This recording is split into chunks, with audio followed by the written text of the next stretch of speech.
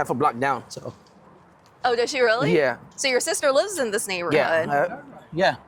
And I think that's where, for me, it's important that we continue to find solutions because it impacts me personally as well.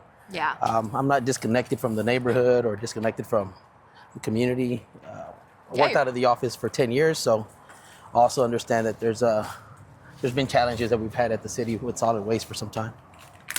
Speaking of those challenges, Yeah.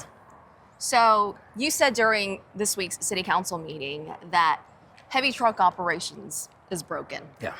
Yeah. It's been broken for, just to kind of go back in time a bit, Harvey happened. When Harvey happened, we were utilizing our trucks just pretty much 24/7 for weeks. That's wear and tear that we normally don't put on our trucks that much. And so we're going around picking up, debris from storm, tree debris, and that's where it really started handicapping us as far as heavy trash pickup more and more. Prior to that, we knew that we had a challenge, just equipment, staffing.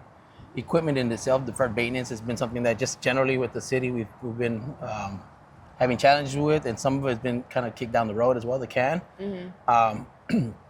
There's facilities that we have. So we have facilities at transfer stations that are city property. Some of those, for example, when it comes to the recycle, right now we've been utilizing our trucks for recycle and also regular trash. And so what that's done is contaminated some of our recycling to where half of it has to go to the landfill now, because at these transfer stations, there should be hot water there to help clean out those trucks, right? And so we haven't been able to really catch up again post-Harvey. And then you add on, within the last few years, we've added more customers. I tell folks about 45,000 new customers. So the population growth, the stretching of the resources that we currently have, ultimately we need to find something sustainable. And so for me, previously worked out of the District I office for 10 years, understanding this very intimately, I think solid waste has really been the focal point of what my team and I are really trying to do, aside from everything else that's going on in the large city. These past 2 years, I submitted budget amendments to identify ways where a on-demand pilot program can happen for heavy trash. So thankful that this director, this mayor is interested. We're looking for District I to help pilot that early next year in the first quarter. Ultimately, what this does, and what we know through data, is that out of the 400,000 customers that we do have, about a quarter actually use heavy trash. So we've done some anecdotal kind of conversations that we've been able to pull in from community. We've done a survey previous years. On average, folks that use the tree waste for heavy trash, it's probably average about 2 times a year. Usually folks use it for before hurricane season and then after hurricane season. Not to say nobody uses it 6 times a year. And then for bulk waste, what we've gotten about 4 times a year. So not to say nobody uses it 6 times a year, but on average. So what that's kind of hints to us is that really out of the 12 months that people are utilizing heavy trash, it's more about half the time that they're actually using. And what we're doing operationally and what we've done is that these heavy trash trucks go out every month, right? Whether it's tree waste, whether it's bulk waste, to go out and comb the city, essentially, where only a quarter of that customer is actually utilizing the service. Very inefficient.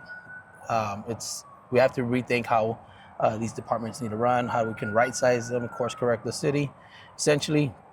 And so this on-demand pilot program, which we're still working through with solid waste, and the director and his team, is identifying a way where if you do have heavy trash, whether it's tree waste, bulk waste, it's a quicker service. You would call essentially 311, and we're still working through this process. Schedule your pickup, and then it'll be more efficient. So then instead of having a truck go out and spend a day going through a neighborhood, then it's more strategic about where the locations are. And imagine if you have a neighborhood of 2,000 homes and only a quarter is using it, and this is not to say that every neighborhood, a quarter of them are using it, then you're able to be more strategic about what that actual service looks like.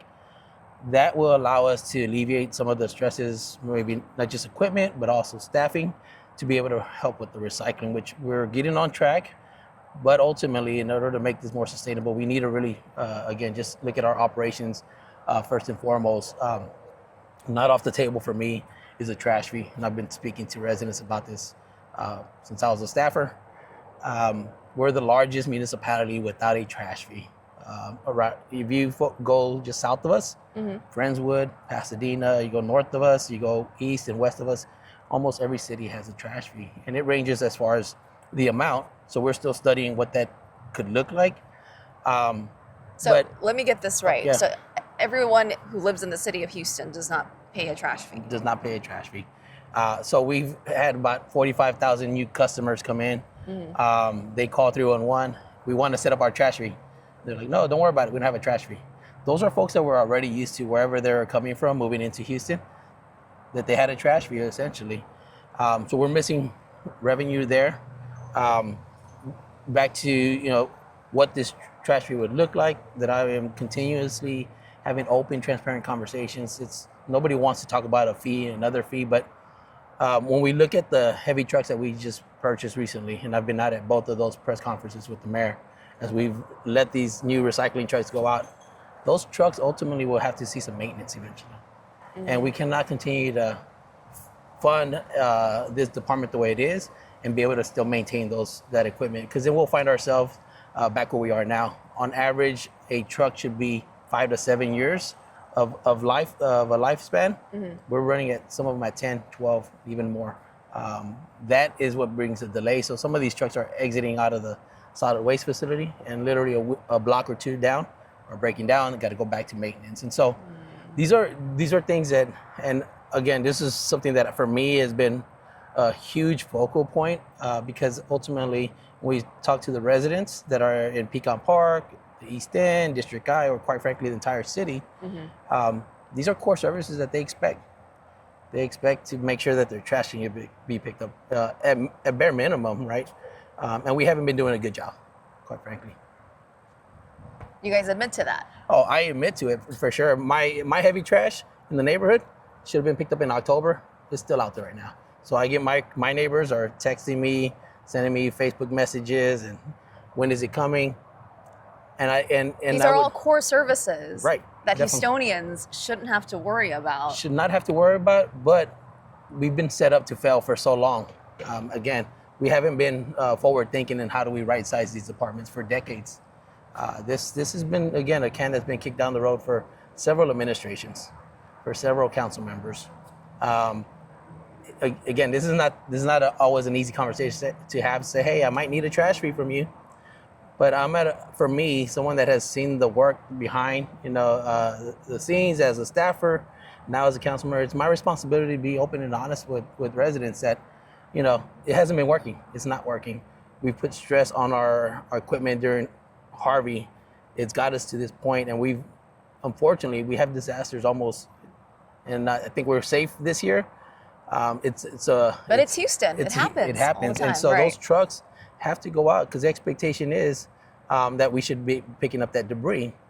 It's another service that has been added. Expectations have been given, quite frankly, by state law. We're responsible for the black trash can, and that's it.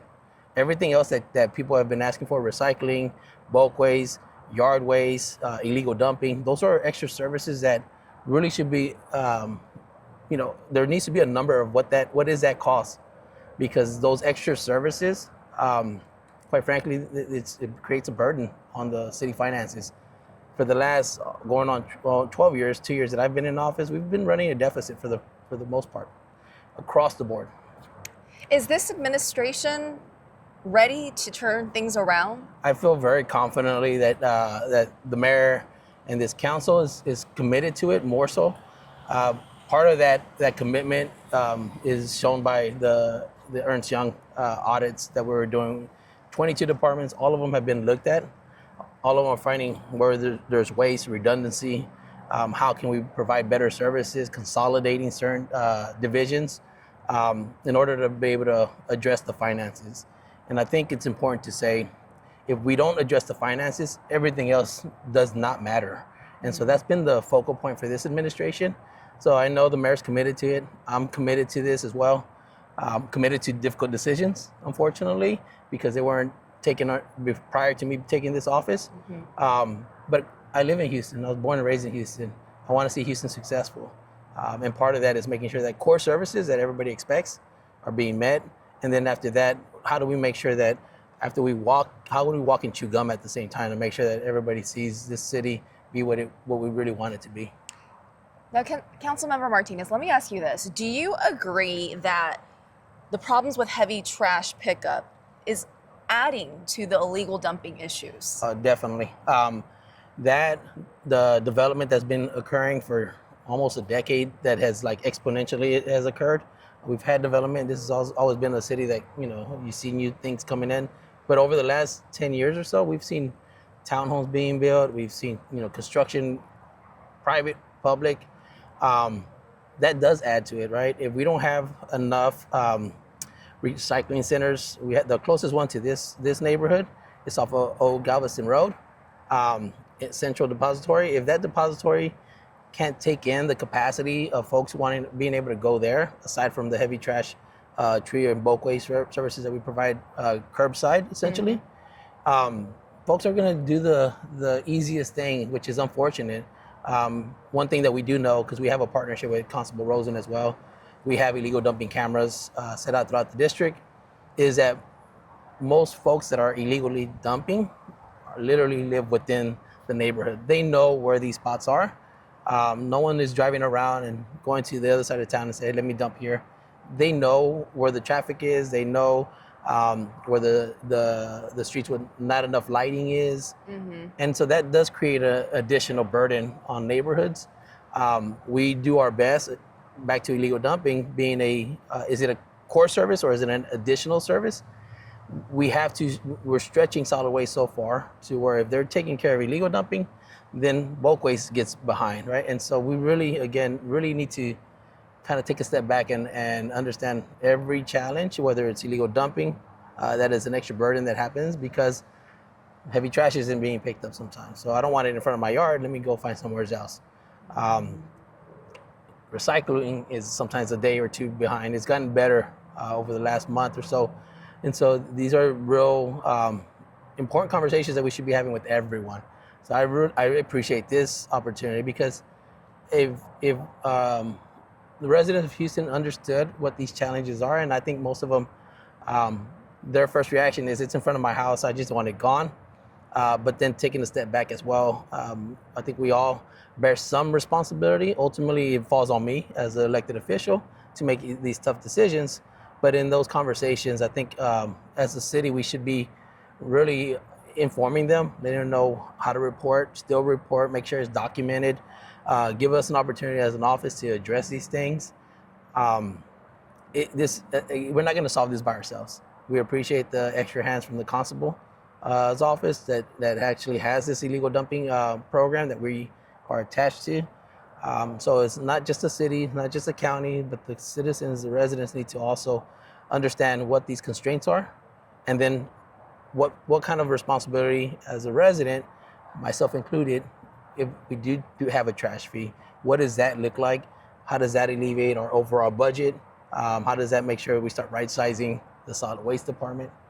Now, Mr. Marco, I'm Yes. going to bring you in. You've been listening in on our conversation, what Councilmember Martinez had to say. How do you feel about a trash fee? Would you be willing, as a resident, to pay for it if it means it'll clean up the mess that you've been living with? Well, I had to know more exactly.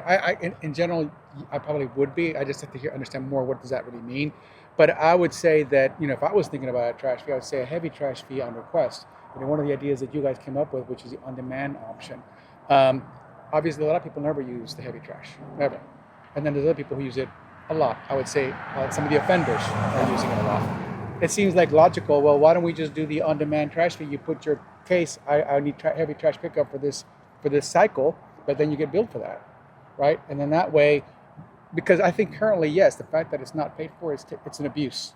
Anytime that something is just free, then eventually people start realizing, I can just do it as much as I want, and then there's no limit, and then the rest of the taxpayers end up covering the burden, because nothing is free, right? We're all paying for those garbage trucks one way or the other somehow, and it seems more fair that, well, those that are creating that heavy trash or the issues should be the ones to start ponying up for that. So on principle, I'm sympathetic to it.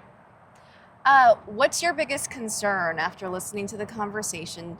Are you on board with the on-demand heavy trash pickup program that Councilmember Well, Martinez? again, it sounds interesting. I don't know the details, so again, I'd like to know what more exactly how would that work. I would just simply say that to me, he mentioned two components. I think it's kind of almost like three. One of them is bifurcated, right?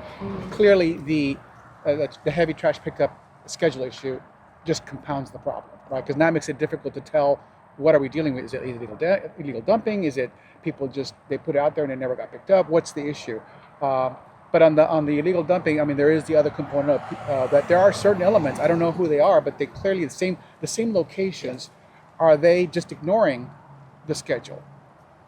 Because again, as soon as the trash pickup that came right before Halloween, thank goodness for that, which cleaned up the neighborhood, just that afternoon, somebody had a mattress already out there in front of their location. We now have a location right on the corner where it's clearly construction material. Now that shouldn't be on the heavy trash pickup at all. The city should come to that, and there should be some citation for that, because this is clearly construction material. You're not supposed to put that out there. Heavy trash pickup is not meant for your remodeling project or or again, maybe it's illegal dumping. We don't know, but so my concern is just getting the inspectors out there for these 311 cases to actually determine what is going on, especially with the repeat locations. And the other issue we have, and again, we understand we've tried submitting the 311 cases, but the other problem we have, again, with this unreliable heavy trash schedule is we submit a 311 case. Actually, we did dozens. And then all of a sudden we do get a heavy trash pickup that comes along, cleans everything up. And then a week later we we resolved them. And then they're all, well, yes, but now I don't know what happened. Did you just determine nothing was there or did you actually issue citation? I mean, we don't know what happened, right? You want consistency. Right, so we want to know what is going on. Do these 311 cases do anything? Or do they just sit there for so long that by the time they get resolved, it's already been cleaned up by the heavy trash pickup? Yeah, and so to that point, right, if the city's not doing a good job, should we give a citation? So it's kind of hard. That's where we need to make sure that we're taking care of this schedule, make sure that we can at least level set that. And then from there, to your point about the folks that at the corner put this construction material the day after, then because we know we picked up a few weeks ago, right, then that needs to be submitted as a 311 as a not illegal dumping, but a placement early. And there's ways where in 311 you can put out something where if you know something's been picked up and somebody puts out, you can do it as an early placement. Then somebody would be able to inspect this from solid waste, and then citations are given. Prior to Harvey, we knew it was, again, this is where it just kind of broke the system, right? During Harvey. Prior to Harvey, if everybody knew their schedule. If you put it out too early, you have a week prior to put it out too early, or you put it out the day later, then it was easier to keep track of who are these folks that are abusing the heavy trash pickup. We've gotten to a point again where we really need to make sure that we can level set where we are, and then from there work off of what was normally happening, but then to not forget these resources that we have are limited at the moment. We're working through, addressing redundancies, inefficiencies right now, but we're gonna get to a point where we exhaust all options, and then we're gonna have to come back to the voters, right, and the residents, say, hey, we've done everything. This is the where the gaps are continue to happen. How do we make this department more sustainable, right? Where we're not going to fluctuate on whether we can or cannot pick up your recycle, your heavy trash, and then this is what the cost will ultimately be. And if y'all do a study around every municipality around the city of Houston, you'll see that it ranges. There's already a trash fee for folks that are around us. It's all about expectation. What expectations should we be giving? Can we be very honest about, as I mentioned, we haven't been doing a good job. I have faith in this director to right size this department, but ultimately he's gonna still need help at the end of the day. We're gonna still need help as a city to make sure that we do right size this department for a growing population. Again, the last 3-4 years, 45,000 new residents that we're picking up for. That in itself just stresses the entire system even more. You first called us out here because you were frustrated. you said, Yes. having to live with trash. Your children, the seniors who live here, walking up and down these sidewalks, every few blocks running into trash and more trash. How do you feel now that you have your council member here? They're working towards finding a permanent solution. Does it give you faith in the city? Oh, it's encouraging. I mean, I definitely appreciate the councilman coming out here. I know he's a busy man. He's got a lot of responsibilities. I'm hopeful that this means that there's going to be more action. So I'm grateful that he's out here. We still would like to get those flyers, because one of the things we think would help is because also, there are landlords here, and there's a lot of renters that keep switching, and they come from other countries, so they probably don't know anything, right? And I would like to be able to have an education campaign for this neighborhood, so that kind of raise awareness, not only of what the rules are, but that we're paying attention, that people are now looking at this. But I'm very happy that he's here. I'm optimistic and hopeful. I'm also grateful for Channel 11 come out here and helping us out, because I think you guys are doing an invaluable job bringing attention to this issue. So I'm encouraged. He's encouraged. Well, Are you encouraged? knowing that this has been a challenge for more than 10 years, Yeah. I'm encouraged by this administration and this director. My goal is that, folks like Marco, right, that have been here, they call this home, that they also understand and realize that we have empathy. We also have some history of lessons learned and what's going on, to be able to really make some tough decisions at the end of the day. And some of it is, again, what kind of a program we'll be having. Heavy trash on demand, just to speak on it a little bit more. Yeah. It's something that I'm super focused on. I feel like it'll alleviate some inefficiencies. I feel like it'll also. So what would that look like then? So heavy trash pickup would no longer be once a month.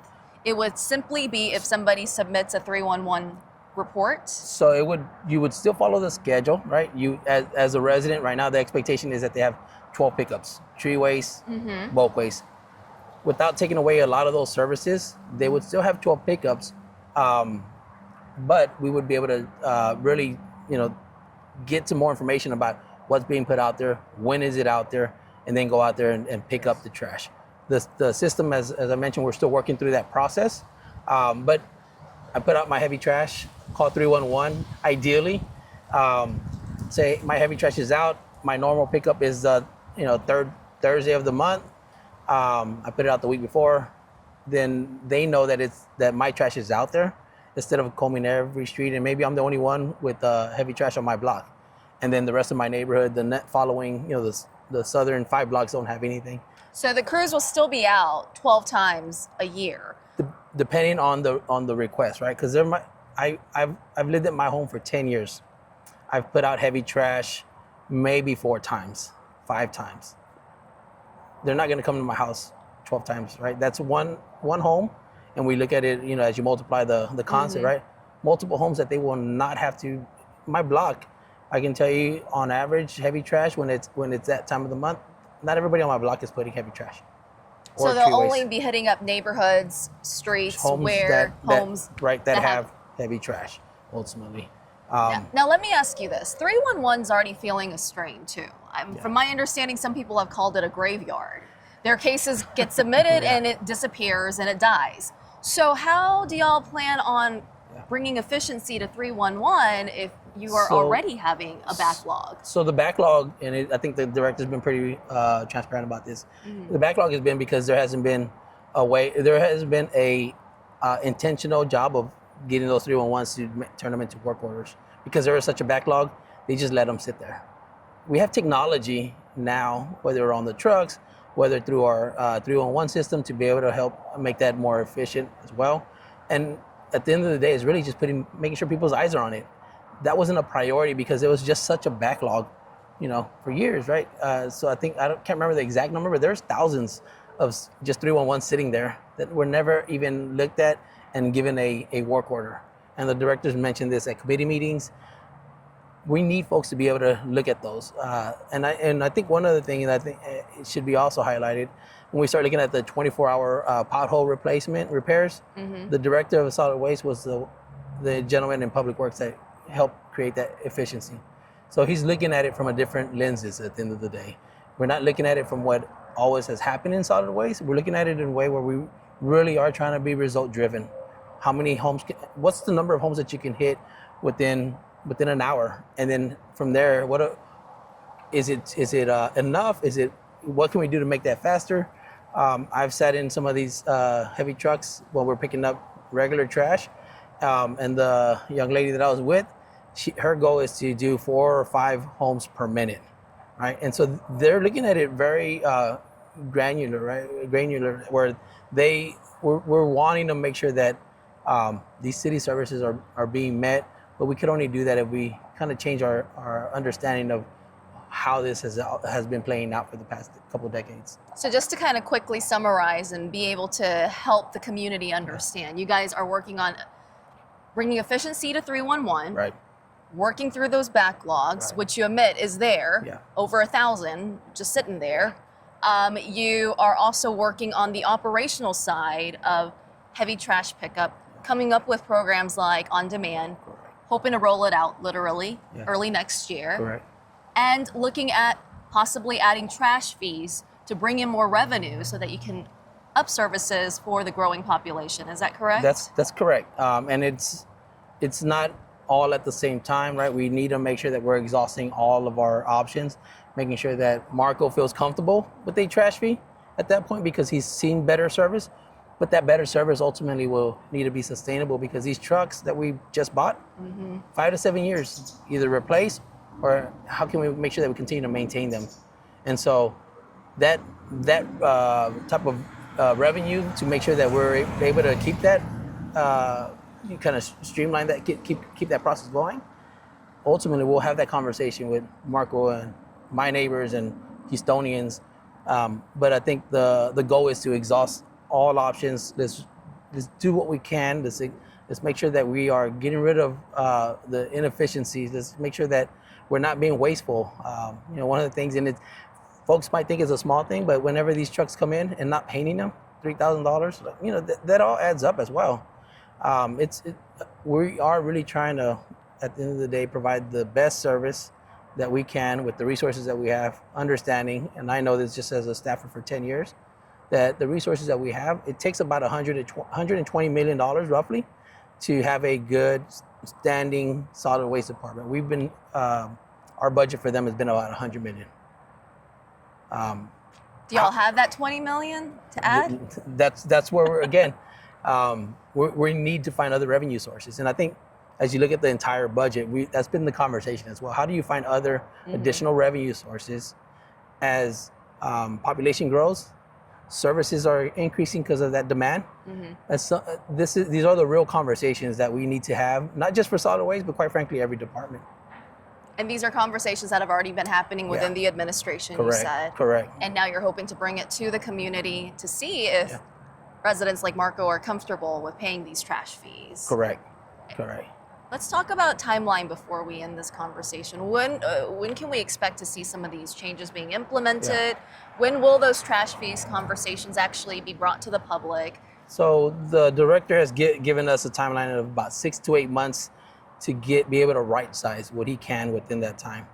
In that, we also have programs like On Demand that we're hoping to kick off first quarter of next year in District I. We have to see that plan kind of play out as well and see if there's any. You're essentially a pilot program. We're the pilot program, and if we see opportunities where there are cost savings that lower our actual expenditures for solid waste, then it'll allow us to really have a better understanding of what a trash fee would be. It's hard to say a timeline because, again, I don't like moving in a space of just false expectations. I want to make sure that expectations are set from my team, from my office to the community, because quite frankly, I think that's some of the biggest frustrations. The expectation that you'll have heavy trash and it doesn't show up. The expectation that you're going to have recycling on a certain day and it shows up a week or two later. Expectations need to be set, need to be on our end, be honest and transparent. And then as we gain that trust, a good, honest conversation can be had with everyone in the city. So we know for a fact that your program will hopefully be kicked off early next year. Yes. And then within the next year or so, there should be more positive outcomes. Right. Is what you guys are Right. hoping for. And then across the city, ultimately, right? District I is my district, so I'm excited that we can help be a part of this kind of shift of what the department looks like. But at the end of the day, I know that what happens in District I, there's other districts that are impacted the same way, and then we can start moving as what does citywide look like. Ultimately, finding that real balance on what is it that we need as a city, specifically for the solid waste department. Now, are other council members on board with this idea too? Are they? So I would say my conversations with my colleagues, folks understand. There's 10 returning council members.